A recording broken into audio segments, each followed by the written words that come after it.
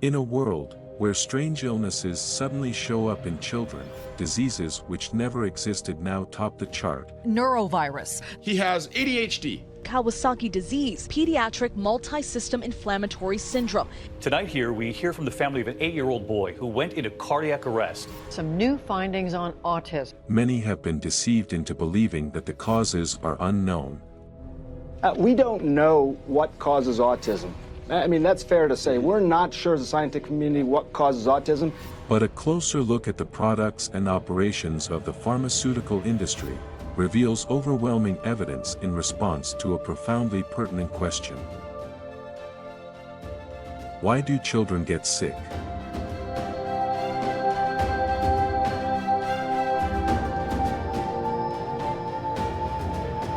The advent of sickness dates back to the fall of man in the Garden of Eden, when Adam committed treason and was cursed. Since the fall of man, there has been a corruption of creation, and all things created then had an expiry date, the incipience of which was set in place by sickness. In the wake of sickness and diseases, various cures that existed in nature sufficed as curative measures for the human body. But then came Pharmacia, the sorcerers who for the business and profit of medicine, no longer produced medical solutions which served the purpose of healing anymore. And I told you of the metamorphoses of the Pharmacia. We call them Pharmaceuticals. See, Pharmacia is the business. The individuals are Pharmaceuticals. Called them. I told you about the metamorphosis, how they moved from one level of witchcraft to another. They moved to become known as native doctors, from witch doctors to native doctors, and then from native doctors to dressing nicely and having international conferences, and into organizations that use needle and syringe. The industry has been hijacked. It's been hijacked by those who through pharmacia are practicing sorcery, witchcraft. The Bible calls it witchcraft as well. Drawing from this age-long history of occultism and witchcraft, it is no wonder the so-called medical solutions proffered by the pharmaceutical industry became the very causative factors of sicknesses and diseases, perpetually keeping many in bondage to sickness and infirmity.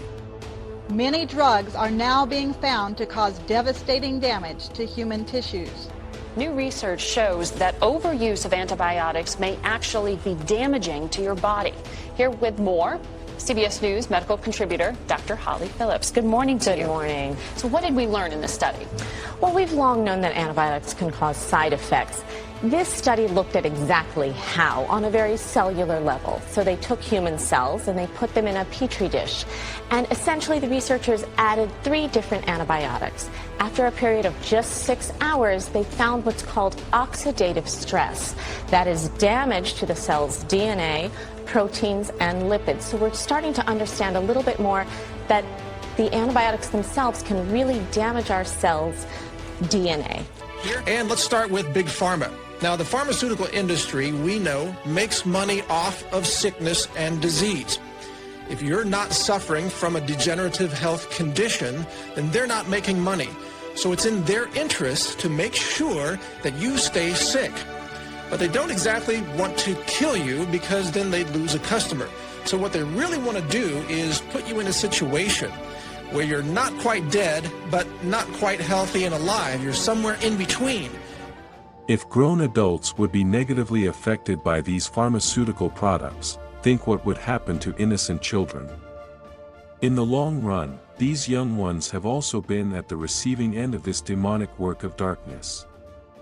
Through so-called immunizations, the immunity of children are compromised. In fact, parents of the unvaccinated testify of healthier children as compared to those of vaccinated children who are constantly sick.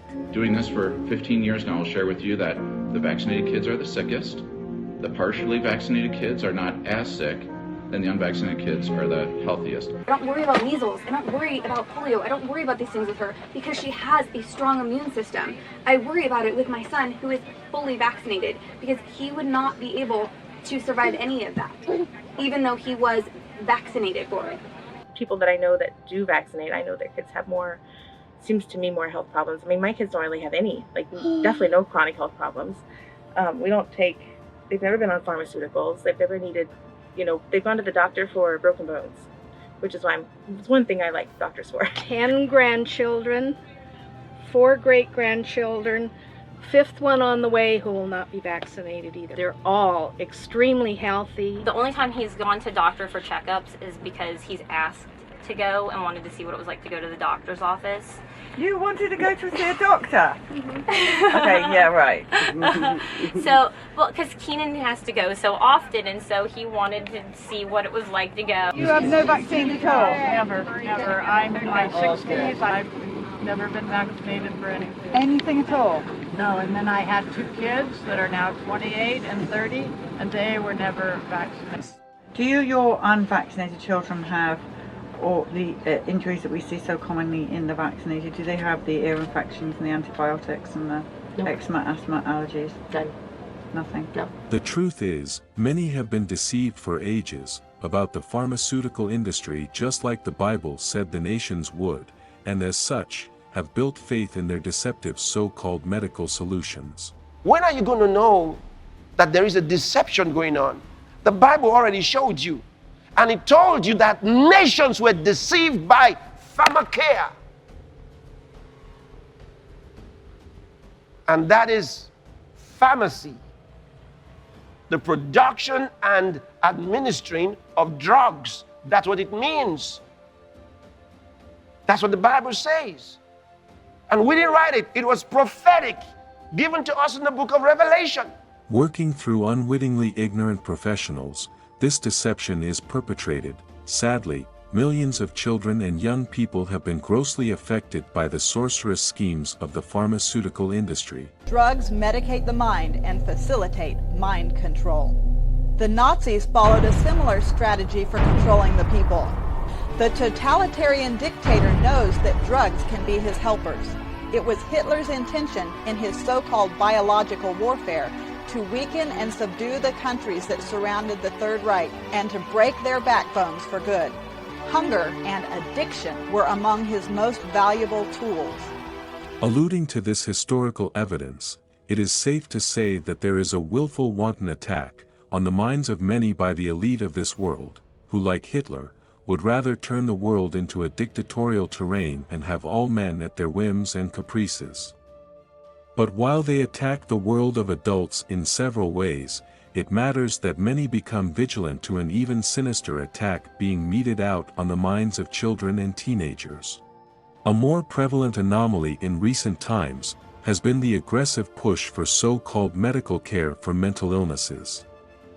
Do parents really realize that such prescription drugs actually accelerate a horrendous rate of brain damage among these children? Diagnoses of mental disorders in children and adolescents are increasing at an alarming rate, especially in the USA, where the number of manic depressive children has gone up by 4,000% over the past 10 years. The most widely used treatments are psychotropic drugs. So I took a full-time job to work in a children's psychiatric hospital, ages 5 to 10. So it was my first experience being exposed to the psychiatric system in the United States. And to be honest, I can only say that I was appalled by the treatment of young children. It was my first experience with drugs as healthcare and as mental health care. As you would imagine, that's such a vulnerable age, ages 5 to 10. And what I saw was the oversimplification of very complex problems and kids being drugged. And I used the word drug, not medicated, drug. They'd be placed on multiple psychiatric drugs. And some of the responses to those drugs were absolutely horrifying. I still have, nightmares at times thinking about how some of the kids were treated. So I'm sure you do. It was sedation as mental health care. We'd see kids that were, drugged and sleeping 16 hours a day. Others would develop horrible side effects like tardive dyskinesia. And the viewpoint in that perspective was that if a kid decreased their aggression, well, then that was a effective treatment. So to decrease aggression, you would see kids just really being horribly sedated. Now, with any kid, or any human being, there's a range of responses that some would have. Some became more aggressive, some became suicidal, some developed side effects, others became very lethargic.